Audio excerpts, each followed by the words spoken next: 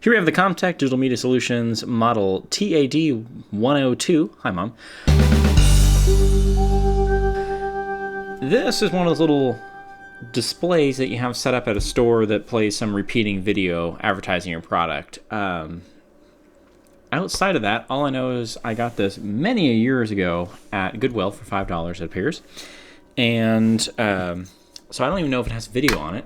Now, mind you, they have an obvious USB port for host, but there could be either, I haven't looked into this, could either be an internal SD card, or there might just be some internal flash that the video is stored on, or there's nothing at all. Find out. Now, as far as powering it goes, there was the obvious thought of, well, it's 12 volt, 2 amps, so we'll need a power supply, but actually it turns out I've got just a 12 volt, 2 amp brick, so that'll work. All right, let's flip it on. When I go to my sister's home, she's got bright, bold colors all over her house. There's video. And I always look at her walls and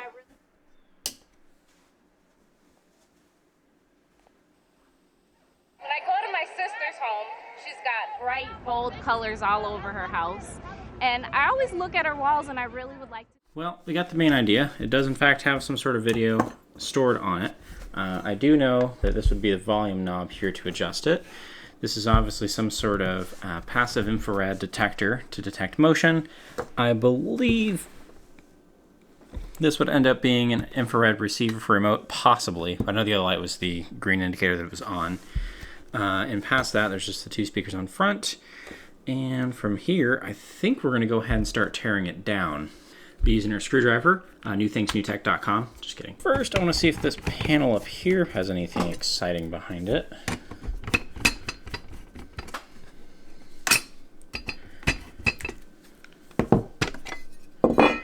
Interesting. We have ourselves a 1 gig compact flash card. So that's probably what the video's on. So I lied about it having an SD card, but we'll look at that in a moment. And then there's actually some menu options. Morbidly curious actually what those do. Nothing particularly interesting. Herk.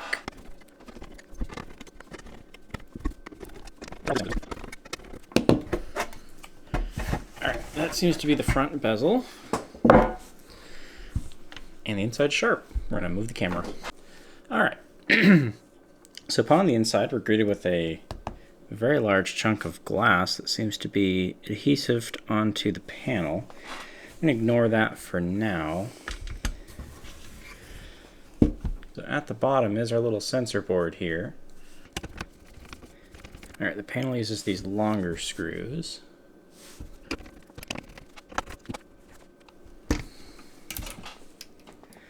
Okay, that gets us an amount of progress on removing it, but we're stuck by the sideboards and some other bits, so...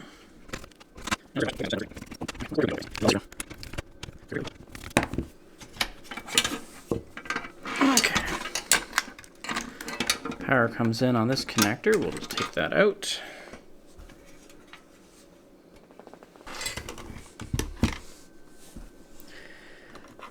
Well, this is oddly more complicated than I expected. So the front panel board connects to this ribbon here, which has glue that it's failing. So we'll just gently remove that.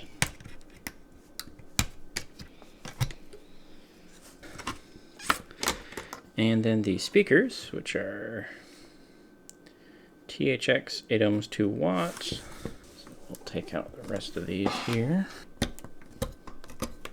Normally when you're removing various connectors, you would mark them to know which one goes where, but conveniently I'll just go off of where the residual glue is. Here we have the actual board, and yeah, that's a little more complicated than I expected, so that must mean this is a bit earlier in the scope of things to require more going-ons.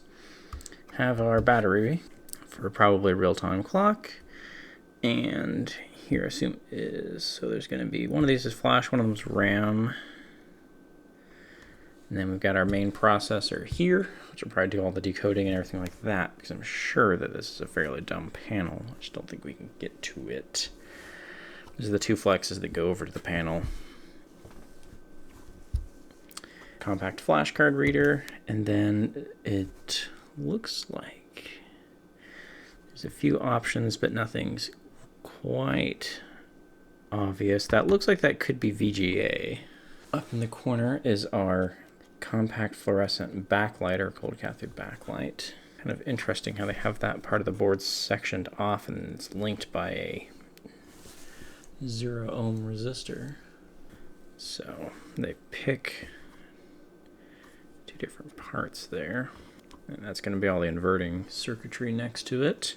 Curious what the processor is, but I don't know if I could... Actually, this looks pretty easy to come off. So I just kept twisting and it came off, so go figure. Oh, I put my alcohol away. Not that kind. Oh well, that gets us a good enough view. Let's see what it is. The ESS technology ES6425, which is a single chip digital audio and video decoder and processor. It supports MPEG-4 full screen D1 video, MPEG-2, MPEG-1, motion JPEG, JPEG photo, progressive JPEG photo playback, MP3, WMA if you have a Microsoft license, Dolby Digital Decode on a specific one, AAC audio, special music slideshow they've got, and then it's got just all kinds of other interfaces to allow going to composite as video, YUV, ports for direct panels, different things like that. The built-in interface for IDE devices, as well as flash cards like Compact Flash, and then all the other ones at the time. DRAM controller as well as SD-RAM support. So the chip's kind of a do-it-all-in-one thing, purpose-built kind of for this. On-screen display controller with 3-bit blending to provide 256 color display. Woohoo! And so this little side interface board's pretty boring. You've just got the USB, a spot they could put an infrared, and then your volume pot. Looks like the optional extra connector there would be for the infrared, so it just runs right on over. Everything else is just straight going to its respective connector. So this is just an interface adapter board. And then this little front receiver board here with the light and the actual infrared that's fitted has a little chip on it here. The chip is a MOS Design M7612, which is a passive infrared controller. And then just a couple of caps and some passives for it. So as neat as kind of this little package is, it is unfortunate it's limited to NTSC D1 video. So that makes it pretty much standard def only. And I don't know if there's a way to get video off of this outside of looking at the display. You would have to poke around and see if there is some composite somewhere. Up here just looks like two more buttons. They all have a K, and those are two more spots there, and the footprint's pretty much right. 4 more buttons. This header in this area, like I said, does look possibly like VGA, and there's a few other spots that aren't populated that have the possibility of being something. This looks kind of almost like a headphone jack maybe. Let's go ahead and take a look at some of the other chips on the board. Next to the main processor, we have the Spansion 16 megabit flash. The other side has 64 megabits of Hynix SD-RAM.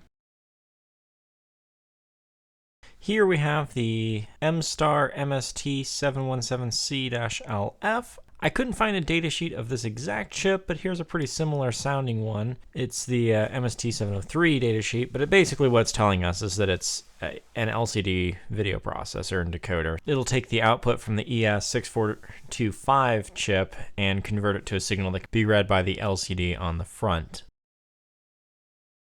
After playing around with those pins that I think are VGA on the board, it does look conceivably like there is a signal there. Not that I know what VGA should look like on a board, but the pins seem to line up with the pinout. And the peak to peak may not be quite the 0.7 volts. I'm still going to go ahead and try it because nothing on here is ridiculously scary. The only times you see those lines that go off, they tend to only be about 5 volts, so that could be a reasonable signaling voltage. And there's nothing else too exciting on the board. This area over here actually is another 12-volt input connector. Well and good and all that we know this VGA. How do you connect to it? So I found this VGA connector in my bin of random parts that I got through means of time. I did try another number of other connectors and they didn't work, so this offset one seems to be right, because if I check it and then press fit it in, works perfectly. Now I'm tempted not to solder and to see if this makes any form of connection first. That way it's easy to remove, but we'll see what happens. It is tempting to not dust this monitor off. There, I'll do it poorly, that way the dust just kind of lands back on it. There you go. Plug in our VGA cable, power connector,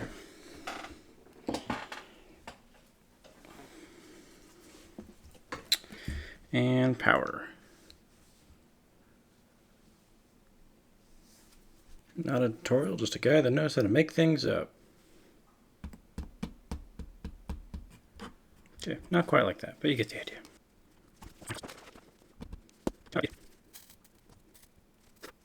Not my best job, but it'll do. So soldering the VGA connector on didn't directly give us VGA output. I've seen similar boards that use the same chip and chipsets, and they have VGA connectors on them, so it's possible there's just a little option somewhere on here that wants to be triggered or toggled to let it know it can do that, under the assumption that it is truly VGA that's outputting. I couldn't find an exact data sheet for one of the chips on the board that could be driving it.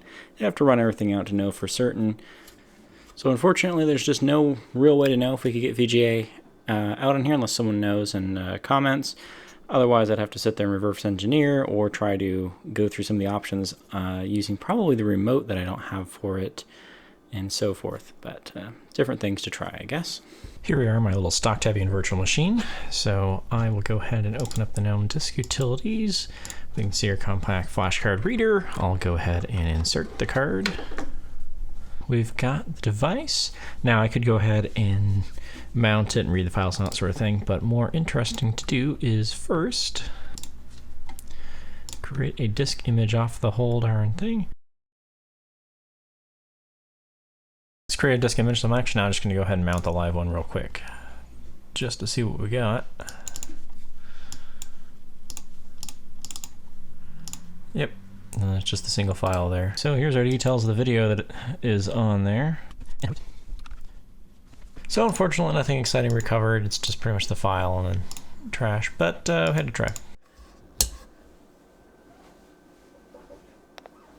Well, hopefully you found that somewhat interesting. If so, leave a like, and then any comments you have, leave it below. The description should contain kind of a write-up article about everything, as well as have links to the datasheets, which are also in the comments, and some of the high-res photos that I took there. So if there's anything specific you need, let me know. I'll try to do my best, but this product will be out of my hands pretty much immediately as this video goes up, so I won't have access to it. Well, see you, bye!